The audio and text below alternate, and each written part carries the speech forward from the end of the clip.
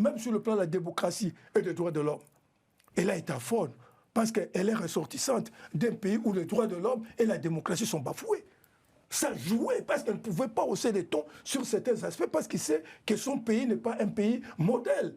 Et là, ça crée une certaine pesanteur sur le plan de la grande vision qu'on attendait, la démocratie et des droits de l'homme au niveau de l'Organisation internationale de la francophonie. Il y a une pesanteur qui vient de son pays. Et d'où, en toute logique, comme vient de le dire même Guy et Lucien, moi je trouve ce malaisé qu'elle soit même candidate pour un troisième mandat.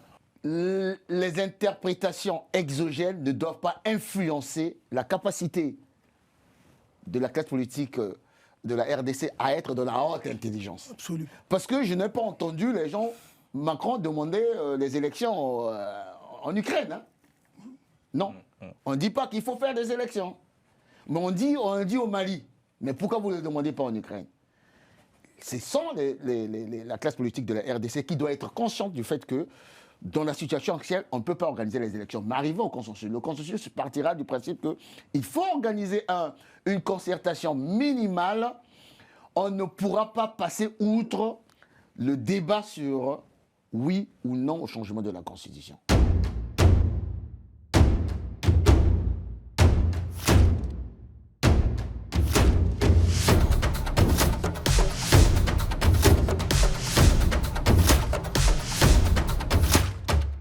Bonsoir à tous, très heureux de vous retrouver. Nous poursuivons un autre décryptage sur l'actualité politique en République démocratique du Congo, toujours en compagnie de nos chroniqueurs. Lucien, bonsoir. Bonsoir Caroline. Mavinga, bonsoir. Bonsoir. Bonsoir Guy Mafimba. Bonsoir Caroline. Aujourd'hui, nous parlons de la bataille pour le poste de secrétaire général de l'OIF, l'Organisation internationale de la francophonie. Est-ce que Juliane Lumumba, qui a été présentée officiellement candidate pour la RDC, pourra faire la différence face à la Rwandaise Louise Mushikuyabo, Lucien?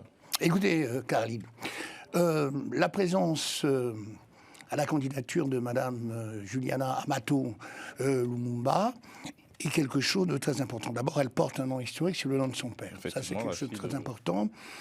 C'est une femme instruite. Elle a fait ses études, une partie à Paris.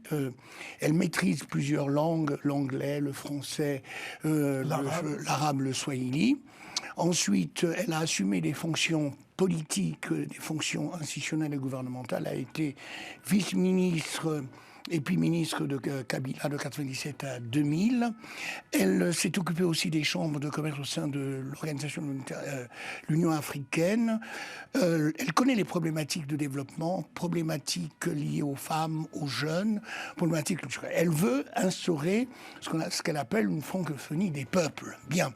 Jusque-là, ça va, voilà, en fait, un peu son projet. C'est une autre façon de reconsidérer, effectivement, la francophonie.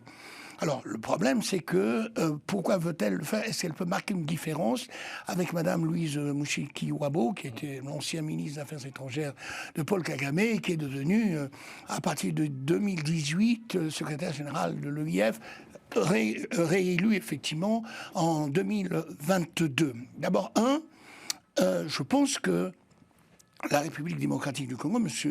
Tshisekedi a raison de présenter sa candidature. D'abord parce que, au sein de la francophonie, la République démocratique du Congo est le pays où on parle le plus, il y a 100 ou 130 millions d'habitants, où on parle le plus effectivement la langue française. Bon, ça c'est une première chose. Deuxième chose, c'est assez intéressant, elle permet quelque part, en effet, de jouer un rôle important sur le plan diplomatique et stratégique. Même si l'OIF, par rapport à d'autres organisations, n'est pas très présente au niveau de la scène internationale, elle peut être un levier stratégique et diplomatique, mais à condition que sa candidature soit parfaitement bien vendue par la République démocratique du Congo. Bien. Le problème, c'est, en effet, vous savez très bien que c'est plus un poste symbolique que technique. Donc, ça, c'est la première. Oui, bien sûr, c'est un poste symbolique et technique. Alors, pourquoi je le dis? Je le dis simplement, symbolique et politique. L'élection, par exemple, de Madame Louise Mushikiwabo a été faite pour solder un différend politique historique entre le Rwanda et la République française. Bon, vous savez très bien que la mort de Habyarimana, le fameux conflit en Tutsi et Hutu, la France a été considérée par le Rwanda comme étant une des responsables, effectivement, dans ce conflit. Donc, pour solder, depuis Nicolas Sarkozy, en passant par le président Macron, il a fallu donc donner un gage. Donc, le gage, c'est permettre à Madame Louise Mushikiwabo donc de devenir secrétaire de l'OIF. Ce que n'ont pas beaucoup compris la plupart des pays, effectivement, de la francophonie. On disait, mais regardez, ce pays, effectivement, on parle pas anglais, on parle pas français, mais la première secrétaire. Bon, parce que les enjeux, c'est pour ça que je disais, que les enjeux sont beaucoup plus diplomatiques, politiques que techniques. Maintenant, je termine. C'est très bien, mais il y aura beaucoup de problèmes, des limites en fait. Bon, d'abord, internationalement, elle n'est pas reconnue. 2, il faudra que la diplomatie de la RDC se mette vraiment en endommage, puisque l'élection a lieu le 26 novembre, effectivement, au Cambodge. Donc c'est quelque chose de très très important. Et il faudra donc tout de suite une organisation pour faire triompher effectivement faire triompher la position de la RDC. Et puis je finis. Pour la RDC, si Madame Amato effectivement était nommée élue, effectivement, une chose est sûre, c'est que ça permettra de jouer un rôle important sur le plan diplomatique, sur le plan de l'Est, d'accord, d'une certaine manière. Et même si l'OIF ne joue pas un rôle très important, l'OIF pèse quand même. Et je termine en disant, il faudrait peut-être enlever le mot OIF et mettre francophonie. Pourquoi ? Parce que si vous regardez très bien OIF, organisation, ça veut dire que finalement, et c'est ce que fait la France aujourd'hui, elle ouvre l'OIF à tous les pays, en effet, même anglophones. Alors qu'au départ, c'était des pays francophones. Donc, on voit après, bien... ils disent que c'est plus... une question de langue, c'est désormais la culture. C'est l'économie. Effectivement, je suis d'accord. C'est l'économie, c'est la culture, mais tout au départ, c'est d'abord les pratiques linguistiques et culturelles. Ben voilà. La langue, pardon. La langue française. Mavinga. C'est le bon choix. Oui, je pense que c'est un bon choix, Juliana, parce que moi, je la connais personnellement d'ailleurs, quand elle était nommée ministre de la Culture. Et là, j'étais un expert de l'UNESCO dans le domaine de la culture et de la communication. Et j'étais aussi un ancien consultant de la Société nationale des éditeurs, compositeurs et auteurs de notre pays. Et comme lui, il était ministre de la Culture et des Arts, j'ai eu de temps en temps à rencontrer Madame Juliana. Moi, je pense que d'abord, elle a la dignité de ce poste-là. C'est une femme digne et qui mérite ce poste-là. Sur le plan de la dignité, elle mérite ce poste-là.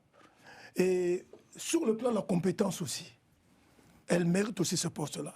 Elle a été une très bonne ministre de la culture dans notre pays. Et surtout qu'on venait de sortir d'un long régime de Mobutu. Et maintenant, c'était l'Afdel qui était arrivé, mais c'était une des personnalités qui s'est distinguée dans ses choix, dans sa vision. Et je me souviens même du grand symposium national sur la culture et le développement que nous avions fait au Palais du Peuple, qui avait réuni plus de 800 experts spécialistes de notre pays. C'était vraiment un grand élan national qui était lancé. Donc, sur le plan politique, je pense que comme l'EIF est une organisation politique, je pense qu'elle a ce poids politique. Et aussi, parce qu'on en parle par rapport au Rwanda, et elle a cette capacité diplomatique de par son expérience, sa compétence, de faire des choses de telle sorte qu'elle puisse être acceptable par tous les pays francophones, parce qu'elle n'est pas celle qui venait de nature à monter comme si elle venait régler ses comptes en devenant secrétaire général de la francophonie par rapport au Rwanda. Je pense qu'elle a une liberté d'esprit, une dignité de pensée et d'action qui fera en sorte qu'elle soit vraiment digne dans ce poste-là. Mais comme nous venons de le dire, il y a des enjeux géopolitiques, l'analyse du truc. Mais moi, je pense que de plus en plus, il a une chance. Pourquoi ? Parce qu'au départ, comme l'a dit Lucien, qu'il fallait solder sur le plan politique les aspects Rwanda-France et que l'actuel secrétaire général avait tiré profit de ce qu'on avait créé comme prestige autour du président Kagame le Rwanda. C'est un prestige qui a été créé. Et ce prestige a profité à l'ALDEM parce que c'est elle qui était la ministre des Relations extérieures. Mais au nouveau, où aujourd'hui, de plus en plus, toute cette diplomatie qui était teintée de mensonges, de trucs qui est en train de s'écrouler, je pense que sur le plan de prestige, le Rwanda commence déjà de plus en plus à perdre son prestige. Et moi, de mon avis, qui serait de bonne loi, que la secrétaire générale actuelle, bon, par rapport à son pays, parce que c'est le prestige du Rwanda qui lui a permis de devenir secrétaire Mais elle générale. considère qu'elle a fait un bon travail là, dans une dernière on interview verra chez si TV5, elle a fait un bon travail. elle vend son bilan. Et en plus aussi, c'est que je vois dans Madame Juliana, elle a compris le self-investment, elle a compris donc l'investissement personnel dans sa personnalité. Elle a commencé directement à se mettre dans une position d'une personne qui peut assumer ses postes. Et c'est comme ça qu'il a déjà proposé, dans le cadre de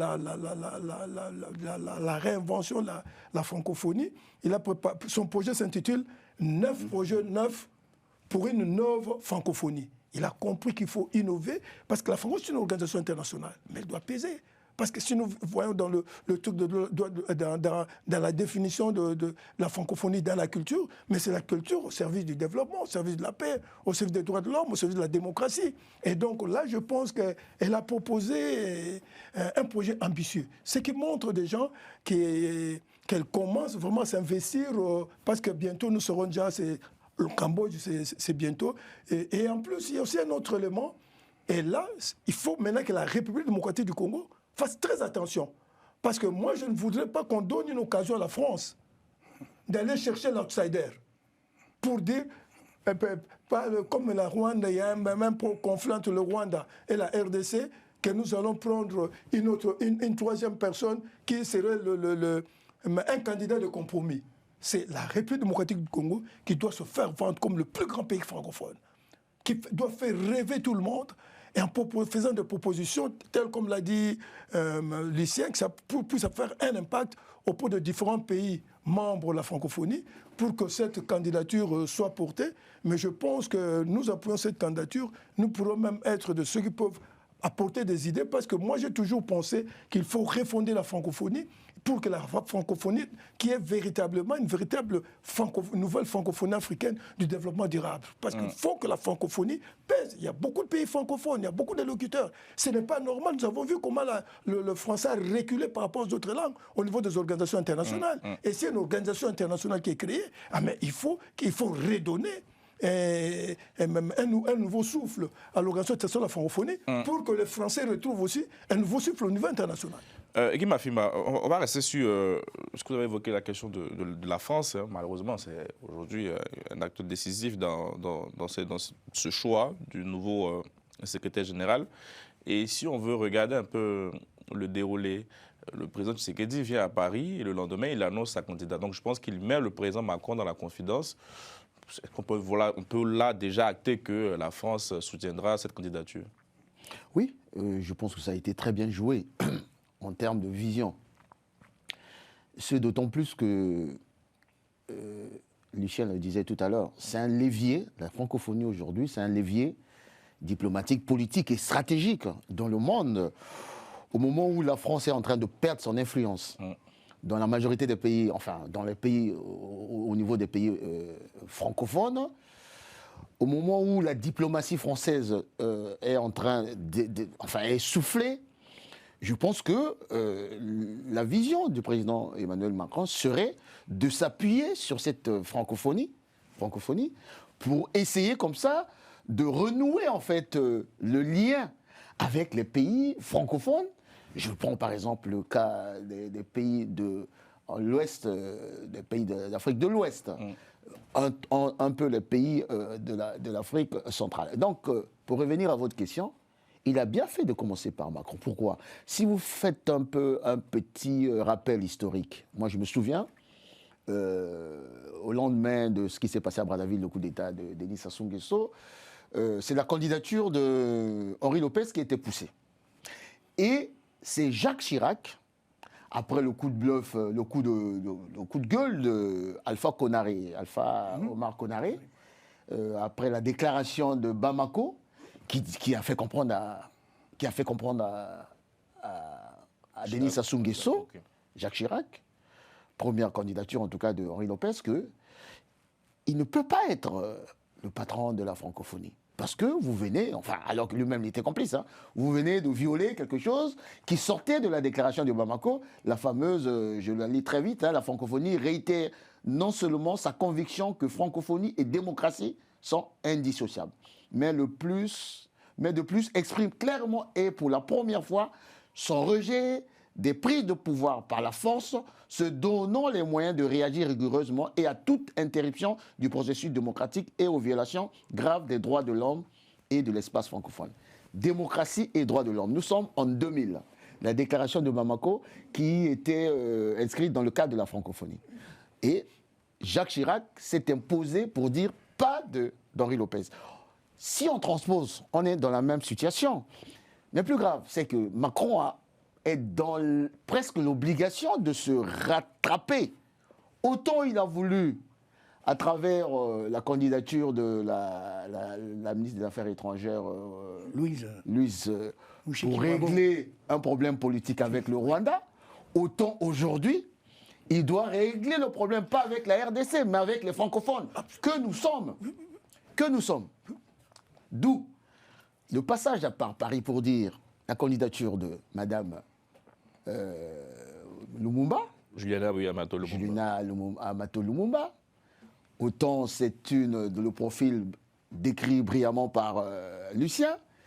Je retiens même la diplomatie du patronyme qu'on va jouer aussi. Hein. Bien sûr. Et puis le fait d'avoir pris une femme, je pense que c'est bien vu aussi. C'est bien vu. Ouais. Donc, en commençant par passer par Paris, s'il n'y a pas cette candidature outsider, théoriquement, ça devrait passer comme une lettre à la poste pour que Emmanuel Macron, à une année de la fin de son mandat, plus d'une année de la fin de son mandat, sorte par la grande porte, parce qu'il a fait énormément de tort à la diplomatie française, tant sur le plan multilatéral, et aujourd'hui, à travers une telle organisation, il peut se rattraper. Est-ce que Paris est prêt à prendre ce risque? Parce que vous parlez à juste titre de solder les comptes et tout. Est-ce que c'est la fin de la repentance aujourd'hui? Là, on a épinglé Paris. Mais on va revenir aussi sur la responsabilité des Africains. C'est ça qui m'intéresse aujourd'hui dans ça. Ouais. Parce qu'il ne faut pas aussi donner comme ça l'impression, nous sommes tous locuteurs français. Nous sommes tous redevables de cette francophonie, plus ou moins.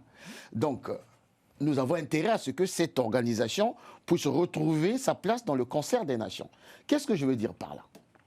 Je veux dire par là que la responsabilité commence d'abord par la RDC. Et je pense qu'ils ont bien commencé. Hein, comparé à la candidature à l'UNESCO de notre ami Matoko, j'ai vu le président Félix Tshisekedi réunir les ambassadeurs des pays francophones pour lancer la candidature de manière solennelle. Il a pris un rendez-vous important. On a vu venir sur Paris, on a vu la dame présenter son programme et ça doit continuer. Mais je pense qu'il faut maintenant élargir le mode opératoire.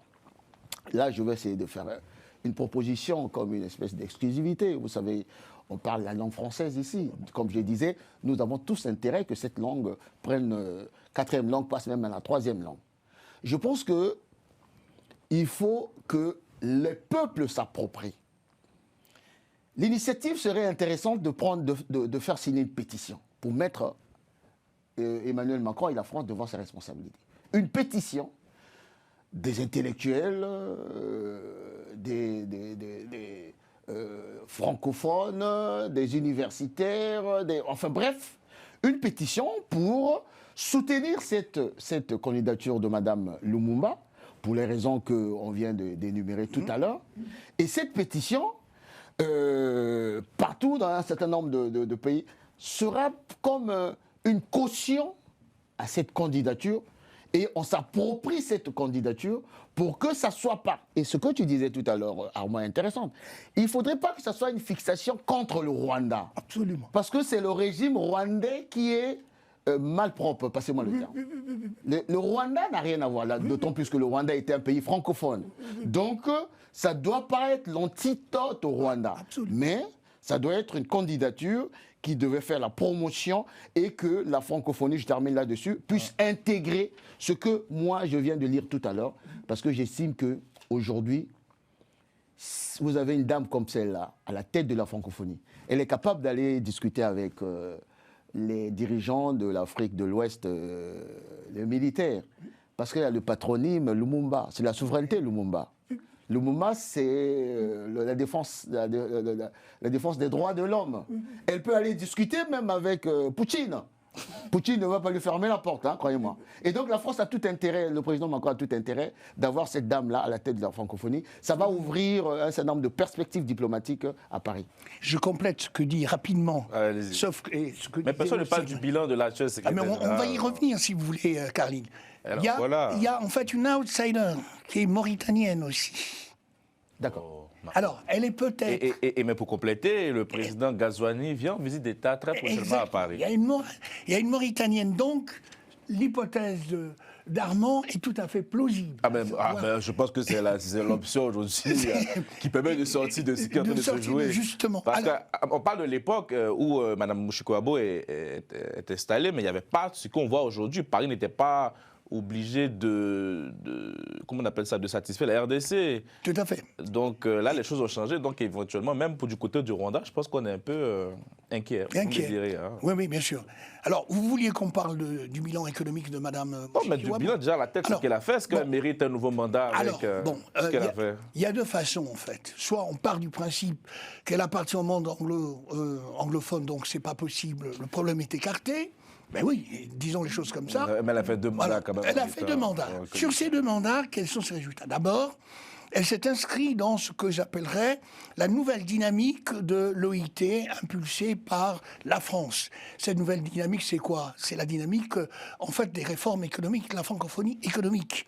Alors, elle a voulu, en fait, elle a modifié la formation, en fait, des institutions en essayant de décentraliser le pouvoir et le management.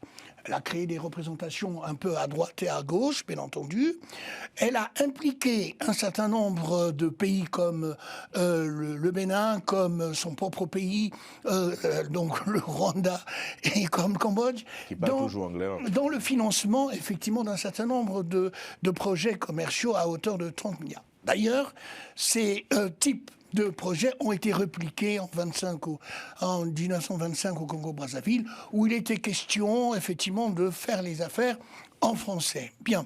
Sur le plan institutionnel, toujours, elle a essayé, Madame Louise Mushikiwabo, de prendre langue avec Gutiérrez à l'Assemblée nationale, pardon, à l'Assemblée nationale, à l'Assemblée générale, effectivement, des Nations Unies. Elle a essayé d'intervenir, effectivement, dans les transitions politiques en Guinée, mais aussi apporter sa contribution au Sahel. Son action n'a pas été toujours, en fait, visible et vécue de façon plausible. Sur le plan économique, alors, là... Mais est-ce que la francophonie, au fond, comme le doyen disait, n'a pas aussi pris un coup avec le vent de dégagisme de la France en Afrique? Mais bien sûr, mais cela n'a pas empêché, effectivement, qu'elle mène un certain nombre de projets, Carline. C'est-à-dire que... Et surtout, vous parlez de la Guinée, mais le retour de la Guinée, je pense, a été vraiment critiqué, deux poids, deux mesures aussi. Mais peu importe. En matière de démocratie, de transparence, bon, je ne sais pas si l'OIF est au rendez-vous. Après, bon, on dira que le Rwanda aussi n'est pas un exemple démocratique. Oui, mais Carline, attendez, dans ces domaines-là, dans ce type de poste, c'est pas tant les résultats qui comptent que l'image symbolique et politique. Je pose la question parce qu'à Djerba, en Tunisie, en 2022, elle avait revendiqué un vent de renouveau. Oui, mais donc, ça... vous qui êtes le fin connaisseur de ces organisations, est-ce que vous avez senti un vent de renouveau avec Non, il n'y a pas un vent Non, il n'y a pas un vent de renouveau. Bon, je regarde un peu le bilan qu'elle met en avant. Elle parle d'insertion des jeunes de la francophonie. Des jeunes, des femmes. Transition numérique dans l'espace fort. Oui, bien sûr. Des mesures aussi pour l'égalité homme-femme. Oui. Et puis une diplomatie influente, parce que mine de rien, on a, je crois, le Ghana aussi qui rejoue. Le Ghana vous êtes membre associé. Oui, membre associé. Il y a quand même une volonté d'aller élargir au-delà de la langue française, mais aller vendre cette culture francophone. Peut-être on peut lui reconnaître ça aussi. Oui, mais vendre la culture francophone, il faut quand même regarder... C'est du business, au fond. Oui, voilà. Quel est le parrain de la francophonie? C'est la France. Or, la France, avec une image politique étrangère complètement brouillée, il l'a dit, en effet, que voulait la France? Ouvrir l'espace francophone aux anglophones.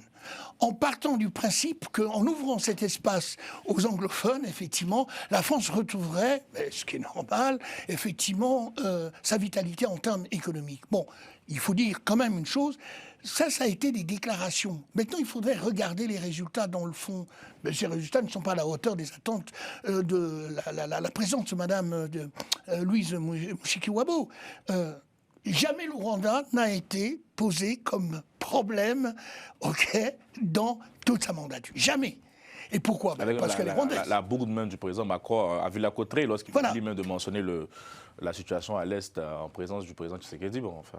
Non, comme vient de le dire Lucien, il faut être honnête pour le reconnaître. Depuis que Mme Mouchkouabo est à la tête de l'Organisation internationale de la francophonie, moi je suivais de près. J'ai suivi de près depuis Boutros Ghali, Abdou Diouf. Je pense que sur le plan de rayonnement, l'Organisation internationale de la francophonie n'a plus le rayonnement qu'il avait à l'époque de Boutros Ghali et d'Abdou Diouf. On peut tout dire.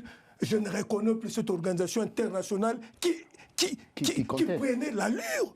L'allure a été estompée. Ça, il faut le dire sur le plan politique. Je pense que sur le plan politique, moi je pense sur le plan visibilité politique. Elle a échoué. Je donne un exemple. On n'a qu'à voir à l'époque de Boutros Ghali et d'Abdou Diouf. Ce n'est pas moi qui l'ai dit. Tout le monde, même les autorités françaises, ne me contrediraient pas. Et c'est d'ailleurs, je vous fais d'ailleurs une confidence, et c'est d'ailleurs pour laquelle j'ai préparé un livre qui va sortir pour une nouvelle francophonie africaine du développement durable. Parce que je me suis rendu compte que l'Organisation internationale, la francophonie, n'est pas ce qu'elle devait être. Moi, je pense, même quand on parle de la francophonie économique, je ne voudrais pas revenir sur ça. La francophonie actuelle doit être réformulée parce que pour moi, ça n'a pas atteint les objectifs qu'il faut. Donc il faut rénover. Moi, je pense qu'avec Mme Juliana à la tête de la francophonie, peut-être avoir un nouveau souffle de réflexion, de restructuration de l'organisation. C'est une organisation internationale. Il faut que ce soit véritablement travailler, pas pour une organisation internationale pays, avec un rayonnement international comme les autres organisations internationales. Moi, je pense de ce côté-là, je ne vois pas la personnalité de madame qui est secrétaire générale. Je me dis que l'Organisation internationale de la francophonie aujourd'hui ne joue pas sur l'autre. Il faut voir, il y a aussi les reculs du français. Qu'on le veut, il y a un recul du français. Donc il n'a pas permis aux Français de prendre de l'élan. Moi, je pense que sur le plan des résultats, il est temps d'innover. Et cette innovation passe par de changements radicaux. Il faut un nouveau souffle pour la francophonie.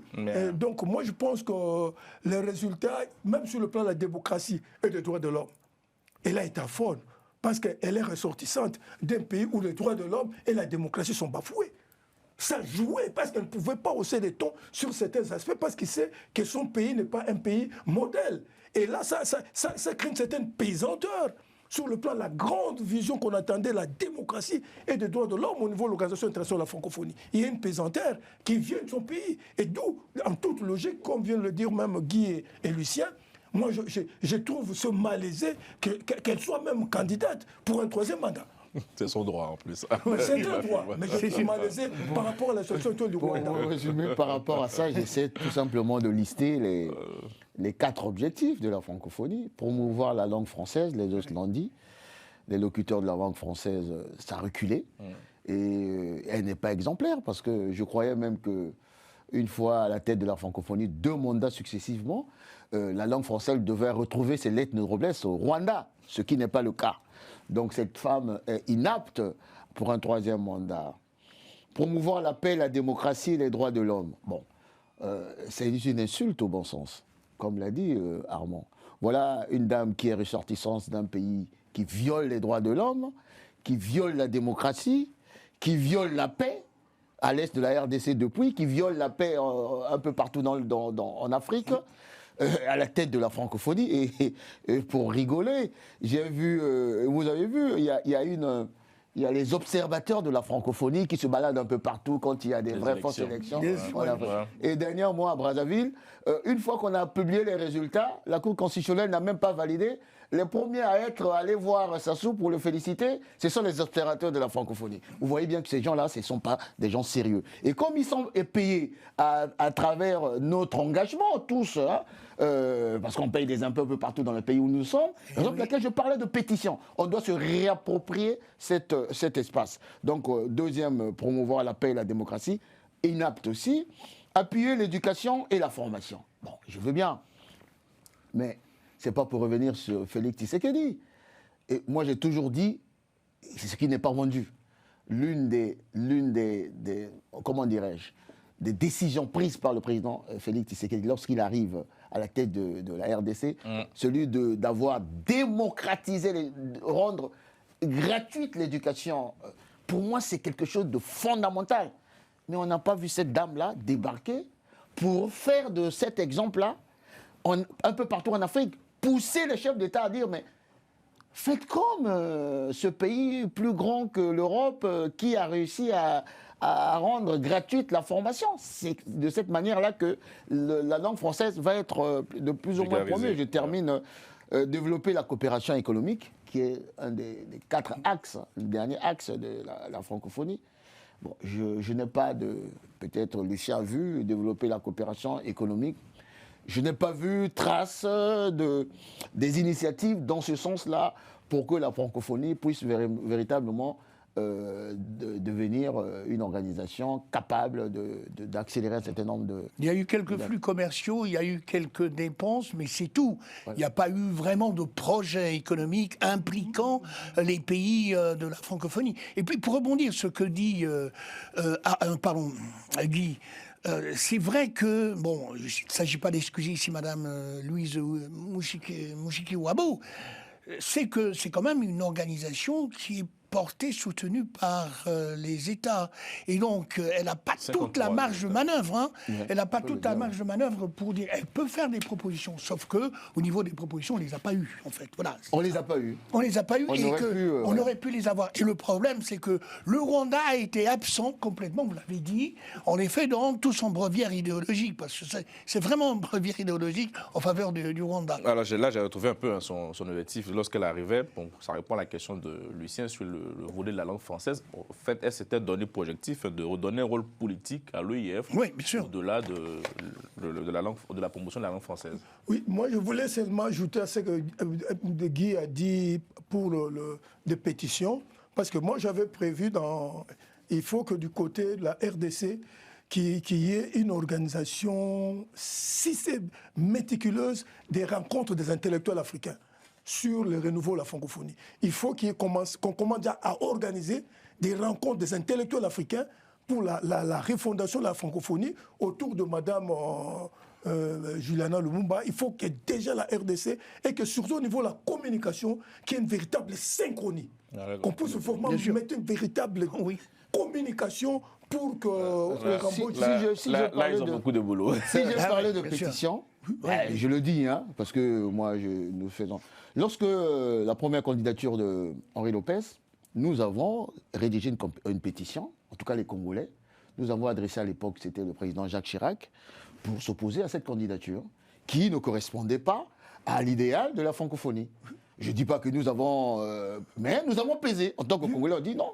Nous, on ne se reconnaît pas à travers cette candidature-là. Raison pour laquelle je dis l'idée d'une pétition va faire comprendre à Paris qu'ils n'ont pas, et ce n'est pas eux l'alpha et l'oméga d'une langue dont s'est approprié presque 400 millions de locuteurs, et que sa décision doit prendre en compte notre point de vue, si on veut vraiment faire avancer. Mais il faudrait une diplomatie active, tu as raison, Guy. Il faudrait une diplomatie active, mais vraiment active avec des cibles. Bien sûr. Bien synchronisé. Il faudra convaincre les différents membres, et surtout les amis africains. Les amis africains. C'est là que ça va être plus intéressant. Oui. Et puis faire venir aussi les Canadiens. Hein. Bon. Oui, bien sûr, bien sûr.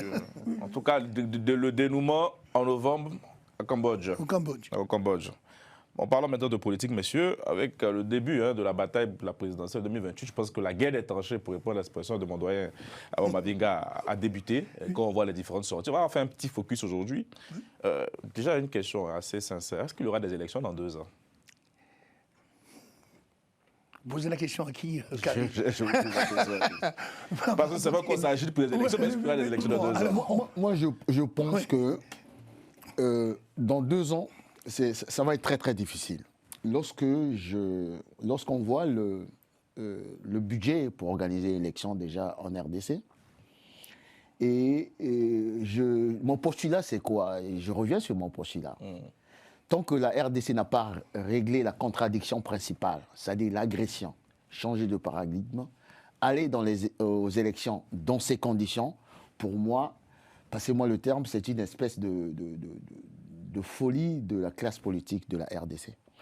C'est comme si vous avez un malade qui est dans une phase qui peut aller dans le coma, hier on a parlé de la soudanisation, c'est-à-dire vous voyez bien les velléités des voisins d'un certain nombre de puissances. Donc on est en train de tenter à travers un certain nombre de médicaments de remonter le malade RDC, et vous oubliez qu'il faut aller jusqu'au bout de la thérapie pour se lancer dans une... Celui qui va prendre la RDC dans ces conditions-là, on repartira encore. Donc pour moi, pour répondre brièvement à ta question, les conditions subjectives et objectives ne sont pas réunies pour une élection en 2028. Lucien. Il y a plusieurs problèmes qu'il faut résoudre. Et Guy, effectivement, a mis en avant un certain nombre d'entre eux. Effectivement, bon, ce qu'il appelle, lui, effectivement, la contradiction primaire de base, c'est la fin de la guerre. Comment peut-on organiser une élection dans ces conditions-là? Donc d'ici 2028, la guerre ne sera pas terminée. Alors, mais non seulement la guerre ne sera pas terminée. Vous donnez... Bon, la guerre vous effrayez nos amis qui sont dans les territoires. Non, pas du tout. Mais c'est des raisons objectives. La guerre ne sera pas terminée. Et puis, il faudra résoudre un certain nombre de problèmes politiques. Quels sont ces problèmes politiques? Ce sont les oppositions entre des personnes, déjà. On pense que le président... Ça tombe bien, la présidentielle est là pour trancher. Oui, mais justement, on ne pourra pas faire une présidentielle dans ces conditions. À moins, je dis bien, de passer outre, de taire la contradiction primaire, etc., et de revenir, dans une situation, effectivement, d'embrouillamini. Mais comment on peut justifier l'absence d'élection? Mais alors, justement, c'est une question... Ce narratif-là, ça revient un peu à nos amis de l'AES qui disent qu'il n'y a pas d'élection tant qu'on n'a pas fini de lutter contre le terrorisme. Alors, il faudra, je ne sais pas on comment... pas des présidents, je ne sais pas ce que prévoit effectivement la Constitution congolaise, mais il faudra prendre des décisions. Soit on part d'un principe, effectivement, que les conditions... territoriales, politiques ne sont pas réunies. Et donc, on fait comme on a l'habitude de faire en RDC, on glisse. On se donne 2 ans, encore ou 3 ans. Mais sauf que si vous donnez 2 ans ou 3 ans, vous avez des tas de gens qui vont vous dire... Est-ce que c'est dans l'intérêt du président de ne pas faire... Voilà, est-ce que c'est dans son intérêt de ne pas faire d'élection? C'est une condition... Avant de prendre la parole. Le problème, c'est pas que ça soit dans son intérêt ou pas intérêt. Il faut voir l'état des lieux. Bien sûr. Il y a une disposition constitutionnelle, je n'ai pas eu le temps de chercher, on n'a pas à Maître Touré aujourd'hui, mais imaginez... Enfin, l'état des lieux est clair. Il y a un territoire, donc peut-être 1/5 ou 1/10 du corps électoral qui ne participe pas. Quelle légitimité vous allez donner à une telle élection? Il y a une partie du territoire qui est occupée. Quelle légitimité vous allez donner à une telle élection? Il y a comment je peux dire ça? Il y a des territoires qui sont en état d'urgence. Là, il y a une disposition constitutionnelle. On ne peut pas. Oui. Il y a une disposition constitutionnelle. Donc, c'est pas Je pense que l'article même 219... Voilà. Mais c'est beaucoup plus la conscience du personnel politique. De quoi il s'agit? Vous avez un État où il y a eu des élections libres et transparentes, enfin, on va dire des élections. Il y a un homme qui était là et il y a eu une agression. Et il y a eu des tentatives de coup d'État. Mais c'est la classe politique, je crois que tout au long de ce qui nous reste, on le dira, doit s'asseoir. C'est là où il faut convoquer. On parle là de Lionel Jospin. Moi, vous savez, je suis très, très sensible à des gens qui privilégient souvent, aux politiques qui privilégient l'intérêt général aux intérêts particuliers et égoïstes. L'intérêt général voudrait aujourd'hui que la classe politique de la RDC se dise quelle est aujourd'hui la problématique qui se pose en nous. Mais malheureusement, Armand sera bien placé pour le dire. La configuration aujourd'hui, c'est laquelle? Justement, c'est ça ma prochaine question. C'est, je vais y revenir dans les détails, le camp de ceux qui pensent qu'il faut d'abord résoudre cette contradiction primaire ou principale, et le camp de ceux qui pensent qu'il faut aller seulement aux élections. Je vais m'hasarder, je ne vais pas m'empêcher de dire, le deuxième camp, ce sont des intérêts égoïstes. Il faut y être, c'est-à-dire que c'est les gens qui ont fait de la politique quasiment un métier. La politique, c'est un sacerdoce. La politique, c'est pour servir le peuple. Autrement dit, s'il faut aller, non seulement il faut catégoriser, mais il faut évaluer. Je pense que le camp de la patrie est majoritaire au camp de ceux qui disent élection pour élection, l'essentiel qu'on soit à la tête même d'un pays en lambeaux. Mais est-ce comment que les tout ça, choses se passent, concrètement, ne me peut semble-t-il. pas aussi créer une sorte de coalition? Est-ce que l'opposition ne peut pas se retrouver, ne peut pas aujourd'hui désigner, je dirais, un candidat unique? Moi, je peux vous répondre. Je voudrais seulement souligner, nous sommes là devant un piège. Il y a un piège qui est là, que ce soit du côté de la majorité, surtout du côté de l'opposition. Quand vous voyez les interventions de tous les gens de l'opposition, comme nous l'avions dit, nous l'avions souligné ici, quand on a mis Constant Moutamba hors d'état de nuire, nous avions dit, pendant que nous étions dans la contradiction principale, le problème de sécurité, le risque de balkanisation du pays, il y a des gens qui pensaient déjà à 2028. Donc nous sommes véritablement dans la guerre de tranchées de 2028. Quand les gens disent qu'il ne faut pas toucher à la Constitution, qu'est-ce que ça signifie? Qu'il faut déjà qu'il y ait un concurrent qu'on suppose qui doit partir. Félix Tshilombo ne doit pas plus être candidat en 2028. Ça, les choses sont claires. Et tous les acteurs politiques qui les disent, ce sont de véritables prétendants au trône. Que ce soit Fayoulou, que ce soit Katumbi, que ce soit Kabound, que ce soit Délice Sanga, que ce soit les autres, c'est leur ambition légitime de vouloir devenir président de la République. Ou Kabila. La position pour tout le monde, ou Kabila, ou tout le monde. C'est leur ambition. Mais il y a un piège. D'abord, il y a un problème, la sécurité. Parce que est-ce que nous sommes sûrs que nous pourrions récupérer tous les territoires avant 2028? Je ne dis pas que notre armée n'est pas capable, mais on sait en matière de sécurité, on sait quand un conflit commence, mais on ne sait pas dire de manière mathématique et historique quand est-ce qu'un conflit peut se terminer. Donc le réalisme patriotique nous permet de dire... Juste, on va ajouter, une fois que le conflit est terminé, il faut réintégrer les populations, il faut les recenser. Donc, c'est pas seulement la guerre qui s'arrête, hein, mais il faut qu'ils reviennent. Et de deux, il y a un autre piège que je veux annoncer ici. Quand il y a eu les élections de 2006, le président du CNI, c'était Abbé Malouma, l'église catholique. Les résultats ont été contestés. En 2011, il y a eu des élections sur le pasteur Ngoï Moulunda, Daniel. C'était l'église du Christ au Congo. Les élections ont été contestées. Avec tous ces centaines de millions de dollars qui ont été dépensés pour organiser ces élections. En 2018, c'est Corneille Nanga Yobel lui-même, c'est pour le compte des églises évangéliques. Les élections ont été contestées. Et d'ailleurs, c'est lui-même, il parle de leur accord, le deal. Ça ne nous concerne pas, mais nous voyons que les élections ont été contestées, après avoir dépensé milliards de dollars, contestés, qui pouvaient aussi bien servir le développement communautaire.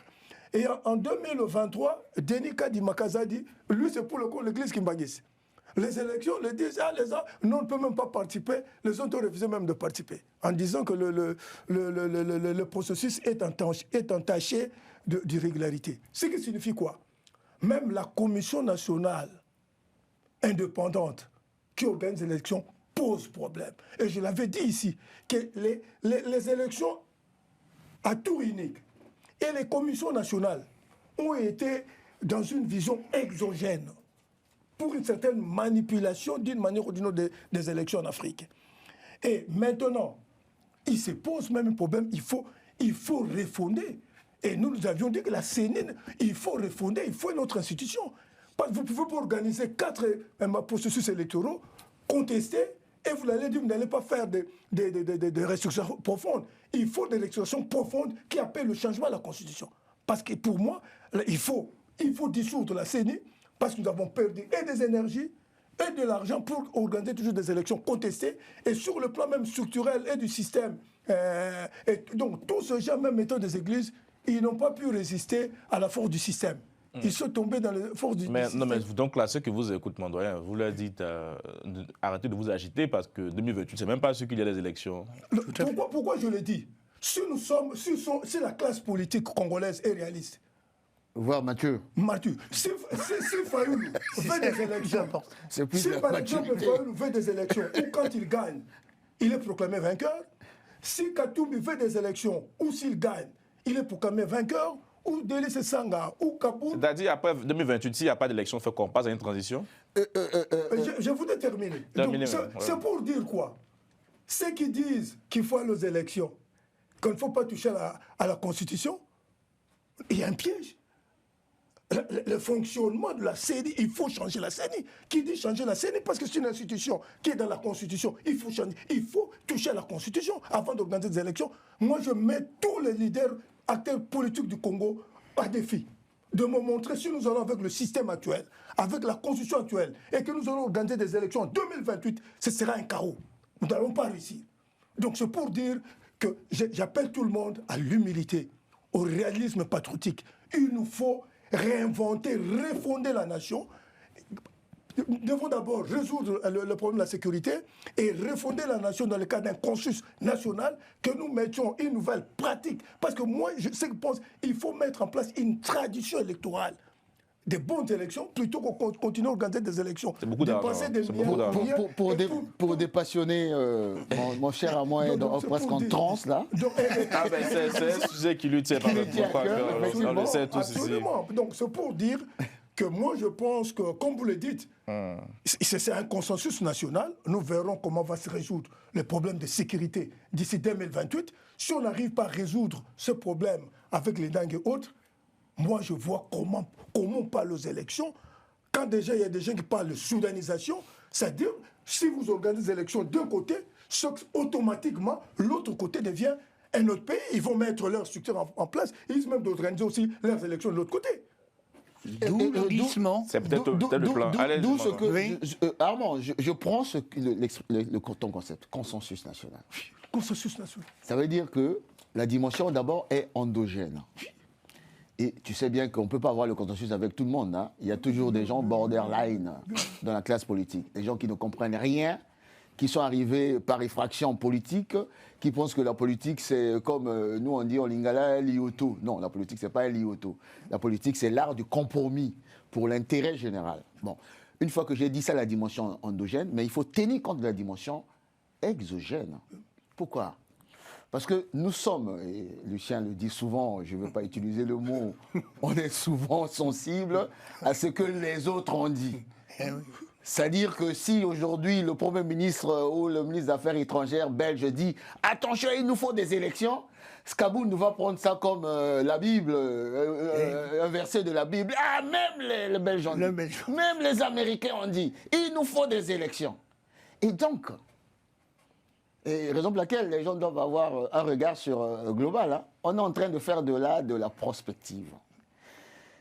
Les interprétations exogènes ne doivent pas influencer la capacité de la classe politique de la RDC à être de la haute intelligence. Absolument. Parce que je n'ai pas entendu les gens, Macron, demander les élections en Ukraine. Hein.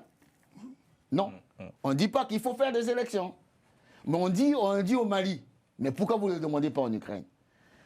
Ce sont la classe politique de la RDC qui doit être consciente du fait que dans la situation actuelle, on ne peut pas organiser les élections. Mais arriver au consensus, le consensus partira du principe qu'il faut organiser une concertation minimale. On ne pourra pas passer outre le débat sur oui ou non au changement de la Constitution. Moi, je suis d'accord avec le fait que cette constitution, et enfin de ce qu'il faut la changer. Donc, il faut passer par là. Et une fois qu'on est dans une concertation, il y a une feuille de route qui est tracée. Un référendum, je fais une proposition. Hein. C'est le but de l'émission. Un référendum constitutionnel sur la Constitution pour que le peuple s'approprie véritablement la régulation politique de demain. Quel est l'acte fondamental à travers la régulation politique? Et ce n'est que de cette manière-là que 2028 ne sera pas une impasse, mais sera intégré dans le sens où est-ce qu'il faut aller à une transition, est-ce qu'il faut aller à une 4e république et organiser des élections en 2028, comme ça ne sera pas possible, peut-être un peu plus tard, mais une fois qu'on a résolu la contradiction principale qui est actée à travers cette concertation nationale. Absolument. Sauf qu'il y a un problème. Oui. Le problème, c'est que, en fait, les acteurs, mais vous l'avez mis en évidence, les acteurs politiques, en fait, n'ont pas la même vue, la même logique, la même vision. C'est clair. Kaboul, les candidats. Ok, ça c'est la première chose. La deuxième chose, Guy, tu mets l'accent de façon très pesante et réelle et réaliste. nous, les Africains, nous sommes trop émotifs et trop sensibles Exact. sur l'influence extérieure. Mais pourquoi Tu le dis tellement bien, Lucien. mais pourquoi c'est ainsi? Troisième point. Parce que le monde est fait comme ça. Ok, simplement. Alors, je ne sais pas si le monde est fait comme ça. Peut-être que les racines, en fait, de notre domination coloniale, esclavagiste, du fait que nous sommes incapables de nous penser par nous-mêmes, si ce n'est que penser à travers des systèmes politiques qui nous sont imposés, qui font que, eh ben, même si nous avons autour du Bangui, autour du village, la solution, eh ben on dit non, cette solution n'est pas la bonne, il faut qu'elle vienne de l'extérieur. Et quatrièmement, pardon, il y aura un glissement forcément. Alors, il faudra voir quel sera le statut du président de la République. Est-ce qu'il continuera à être président au cours de cette... La Constitution le lui impose quasiment. Tant qu'il ne va pas remettre au pouvoir, il reste chef de Et l'État. donc, il reste effectivement en poste. Mais que va dire l'opposition? Vous voyez bien, on vous l'avait dit. C'est une façon pour lui, à Tshisekedi, effectivement, de rester aux affaires en nous faisant cette proposition. Je n'ai pas dit qu'elle n'était pas la bonne. Hein. Elle me semble sensée avec le consensus. Mais sauf que l'opposition fera tout pour faire capoter les choses. Je ne suis pas pessimiste, mais je suis réaliste. Mais c'est ça, j'avais posé une question pour te demander, est-ce que tout ça ne peut pas coaliser un peu les forces? On a vu un temps M. Fayulu aller signer une tribune avec Katumbi et Kabila. Bon, est-ce que derrière ce flou-là dans lequel on est ne peut pas rassembler certains opposants? On peut parler d'une coalition de Kabound à Katumbi ou à Kabila. Est-ce que c'est quelque chose qu'il faut peut-être envisager dans la perspective que nous faisons? Non, je pense que les gens de la radicalité, ils vont se retrouver, tous les radicaux qui se disent pas de changement de constitution. Qui sont les radicaux? Non, ceux qui disent on ne faut pas toucher à la constitution, mais moi je viens de montrer même l'organisation des élections elle-même qui réclame, exige le changement de la constitution pour que nous ayons de bonnes élections. Rien que l'organisation des élections qu'ils exigent en 2028 exige que nous touchions à la constitution. C'est déjà un premier piège. De deux, c'est la guerre de tranchées. Hein. Pour succéder à Félix Tshisekedi. Mais c'est là l'avantage, quand on est visionnaire, de voir le danger qui arrive, la crise qui arrive. C'est la raison pour laquelle moi j'ai publié, je l'ai dit en 2017, pour une transition exceptionnelle en République démocratique du Congo. Parce que je me disais, avec ce système, à cette allure, à un moment donné, nous allons nous retrouver devant une crise qui nous demanderait de nous mettre tous autour d'une table pour un véritable consensus national, pour jeter les véritables refondations, la 4e République. Et donc, moi, je pense que, et les gens le radicaux qui veulent les élections, qu'on ne touche pas à la Constitution, et les autres qui disent pour le bien, la nation, pour que la nation aille de l'avant, il faut toucher à la Constitution, et d'autres qui ne sont ni dans l'autre camp, ni dans l'autre, qui proposeraient, il y a des gens qui proposeraient une 3e voie. Il y aura des gens qui viendront proposer une 3e voie. La sudamisation, peut-être. Moi, je pense que, et que ce soit aussi les rebelles, ceux qui ont pris des armes. Ceux qui ont pris des armes. Ah, ils sont invités aussi à la non, discussion. parce que ces gens-là, parce que comme ils ont échoué, ils ne pourront plus faire comme l'AFDEL, arriver jusqu'à Kinshasa. Il faut éviter qu'ils se trouvent dans une position de balkanisation de fait. Que nous renforçons notre force là dans l'espace où nous avons... D'ici, par exemple, demain, il y a une discussion, il y a un accord. Koné Nanga peut être candidat. Non, je pense que la réconciliation, comme moi je l'ai dit, la réconciliation ne peut pas précéder la justice. C'est la justice qui va dicter la réconciliation. Ça va être compliqué. Hein. Quand les gens ont commis des crimes et autres, c'est la justice qui va régler, nous amener dans la réconciliation. Parce que si la justice n'est pas là, ce sera une mauvaise réconciliation. Ce sera un cercle vicieux qui nous permettra de nous en sortir. Ce que moi je pense, on va terminer. Allez, par rapport à la stratégie élaborée par Félix Tshisekedi dès le départ, je parlais du triptyque. Avec le levier diplomatique, qui marche comme sur des roulettes. Le levier militaire s'accélère. Je voyais même ce matin pas mal de forces du Rwandaises quitter un certain nombre de villages et autres. Ça marche. Mais le troisième levier, la cohésion nationale, si ce levier ne converge pas avec les deux leviers, la RDC aurait échoué à changer de paradigme par rapport à Kigali. D'où ce que je disais tout à l'heure, Le risque et l'écueil, c'est ça. Le piège que vous tend presque Kigali, c'est ça. Si vous commencez à vous taper dessus, au moment où l'ennemi est encore sur le territoire national, ben, ils vont reprendre... Bien sûr. Oui. Et comme on dit souvent, voilà, Tshisekedi a échoué, c'était un nulard et autres. D'où ce que je termine en disant ceci. Parce que quelque part, moi je suis Tshisekedi, je suis le chef de l'État, je vois les rapports de force. Et croyant, moi je suis aussi un observateur assez, parce que je suis politique, hein. L'opposition face à Joseph Kabila, lorsqu'il a voulu glisser, n'a rien à voir avec l'opposition actuelle. Passez-moi le terme, ça ne vend pas grand-chose. Ça dit qu'ils n'ont pas cette légitimité populaire aujourd'hui pour imposer un rapport de force afin de... Donc, s'il veut passer, entre guillemets, par la force, il n'aurait même pas besoin de répression et autres. Parce que la légitimité populaire n'est pas du côté des opposants que je vois là. Ils peuvent se mettre ensemble, Kaboun, Fayulu, Katumbi. Ça ne vaut, passez-moi le terme, pas grand-chose. Mais il doit faire preuve d'intelligence et d'intérêt général pour s'inscrire sur cette voie de concertation nationale, de consensus national, absolument, pour qu'on puisse trouver un modus operandi de régler d'abord la contradiction principale. Et pour moi, je suis souvent... tu parlais des acteurs politiques. Hein. Il y a un acteur politique qui représente le centre, Germain Kabinga. Il a travaillé avec Jean-Pierre Mbemba, il a travaillé avec Joseph Kabila, il a créé le centre. Il a vraiment des propositions qui rejoignent les siennes. Hein. Germain Kabinga a des propositions intéressantes pour sortir par le haut. Et il a vraiment travaillé là-dessus. Je pense que son regard prospectif, pour moi, m'intéresse beaucoup plus. Je vais jeter une pierre dans la mare un peu.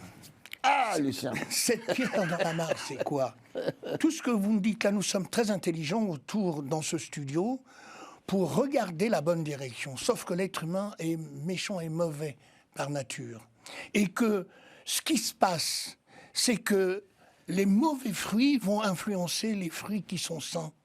Et ce qui se passe, c'est que les gens, en fait, un certain nombre de gens de la classe politique n'ont pas envie que les choses se rétablissent. C'est dommage, mais cela, il faudrait justement qu'il y ait toute une classe politique, celle qui veut, enfin, qui mette en place une stratégie, effectivement, pour annoncer. Il faudrait que le président Fathi, enfin, Tshisekedi, commence effectivement à réfléchir, effectivement, sur la façon de ne pas aller aux élections, donc, parce qu'on a dit ici que ce n'était pas possible, et vendre ce message ici au reste de la population, à la classe politique, et prennent aussi appui sur la communauté internationale. Et surtout, tu as dit quelque chose de la population. Eh oui, bien sûr. Qu'attendent les 100 millions de Congolais depuis pas mal de temps.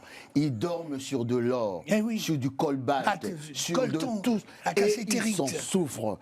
Et nous, les politiques, avant de penser carrière, on doit penser comment faire en sorte que le bon Dieu qui a donné toutes ces matières premières à la RDC, ces populations-là puissent véritablement... Sauf qu'en Afrique, excuse-moi Guy, l'intérêt général, les hommes politiques s'en foutent. Malheureusement.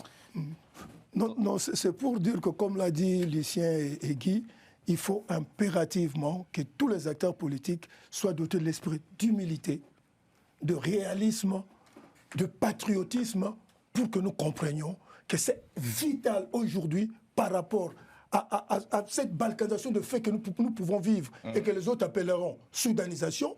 Il faut que nous nous mettions ensemble pour un consensus national sans intérêt partisan, sans intérêt privé, mais en ne privilégiant que l'intérêt national. L'ère finie de camp des uns et des autres. L'heure finie, c'est le tour des uns et le tour des autres. Aujourd'hui, c'est le tour du peuple congolais. Tous les acteurs politiques, dans l'opposition, comme dans la majorité, comme tous ceux qui sont dans la résistance, nous devons nous mettre ensemble et regarder dans la même direction pour sauver le peuple congolais et la République démocratique du Congo et refonder cette nation et mettre tous ensemble la 4e République. Merci beaucoup, mon doyen. Merci de me donner l'occasion de vous remercier à tous vraiment pour vos analyses. Ça se voit dans nos audiences. Merci aux téléspectateurs congolais qui sont de plus en plus nombreux à nous suivre. Et j'aimerais en tout cas revenir sur ce terme-là. Vous avez en tout cas chacun à la fin de l'émission lancé des alertes